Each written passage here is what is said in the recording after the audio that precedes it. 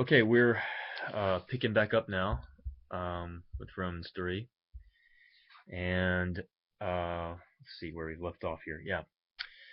So now I'm backing back up. So if you notice where we are on the tracing so far, we have not connected verse 21 to anything that we've done yet. So working in my mind, I'm going to go ahead and do that. Again,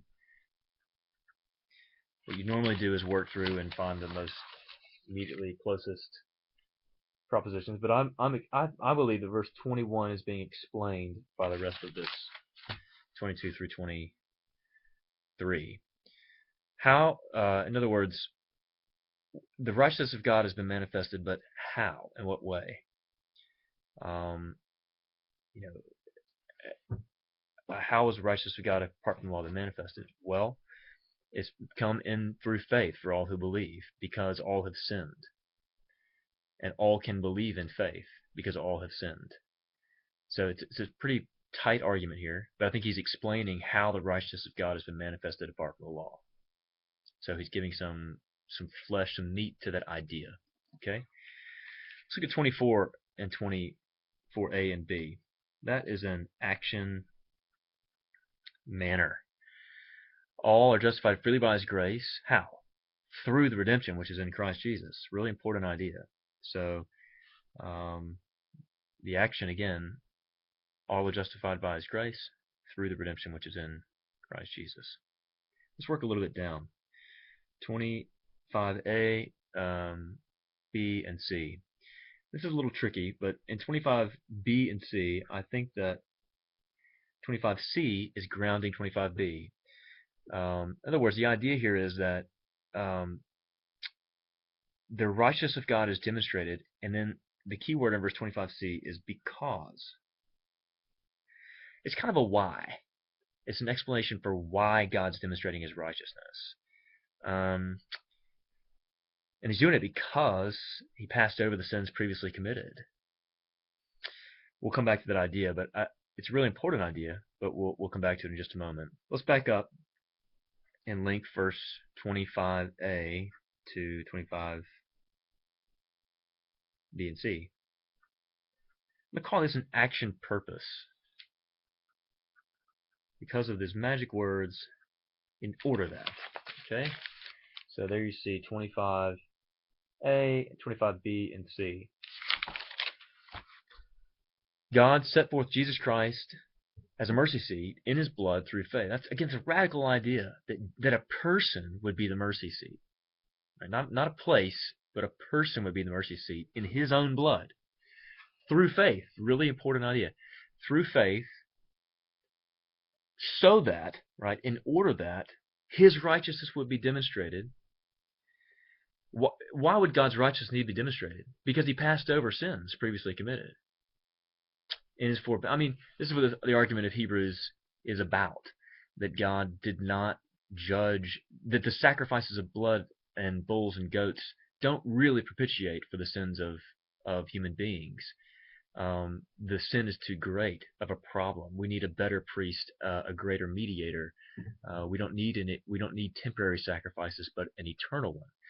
And so, how can God not deal with sins in such a way that would demonstrate His righteousness? Well, He has to have a greater sacrifice, and Jesus is providing that sacrifice in a way that is satisfactory to fulfill the demands of the law of God. So, action purpose. That's why God does that. And then I would say that generally this idea is being kind of reiterated or further extended just a little bit by 26a. And the only really real difference between one of these phrases in here is at the present time, between 25 and 26. So He could demonstrate His righteousness then at the present time. So you'll see in verse 25b, He did this in order to demonstrate His righteousness. And in 26a, so He could demonstrate His righteousness in the present time. So I think that's an important phrase, and that's why I'm calling that an idea that's being further explained. And then I think that series of thoughts from verse 25 through 26a is finally receiving its ultimate purpose, concluding in 26b, that God might be the just and the justifier of the one who has faith in him. So why does God publicly set forth Jesus as the mercy seat in his blood through faith? Again, a public demonstration for all the world to see, right? Again, you hear the cosmic nature of this language. All who sinned, all who come through faith, and then the public declaration of Jesus Christ is so that God might be just, so that he can satisfy the demands of the law, and satisfy the claims of his eternal nature, that there is an eternal offense before him that is a rebellion of the human heart that must be dealt with in a satisfactory way. So he's just by putting forth appropriate sacrifice. And then he's the justifier of anyone who has faith in him. So that God not only makes us righteous, God not only is just, but he is the righteous maker. And this is a beautiful, in the economy of the divine Trinity, God takes care of the rebellion that humans pose to his own throne and authority. I mean, it's an amazing thing.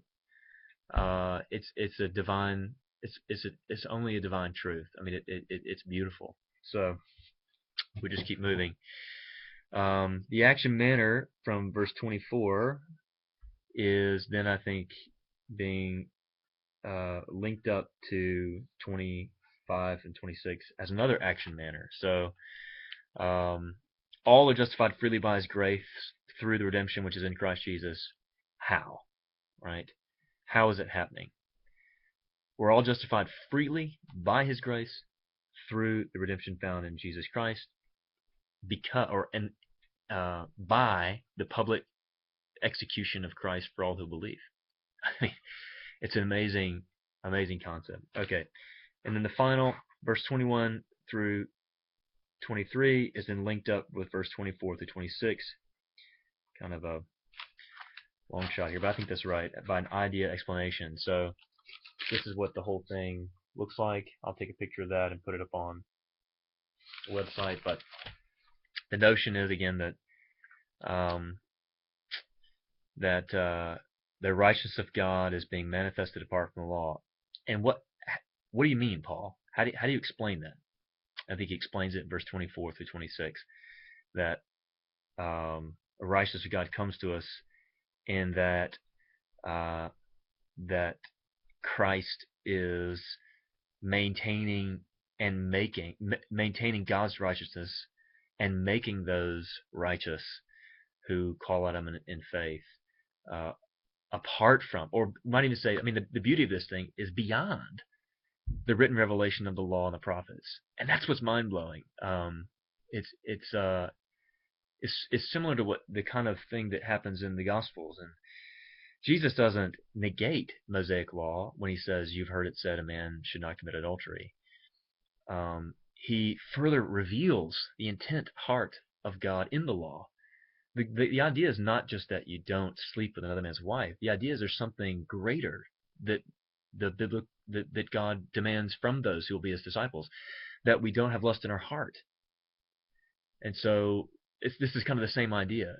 It's not that the law was somehow insufficient, or it's not that the law was somehow deficient, but rather it was insufficient insofar as Christ is concerned, and that Jesus further demonstrates, more gloriously demonstrates, the righteousness of God in his public execution, in his death for all, because all have sinned, and all can be made righteous in the redemption of Jesus Christ. It's a really pretty passage. I hope that you appreciate it and enjoy reading Boyce on it.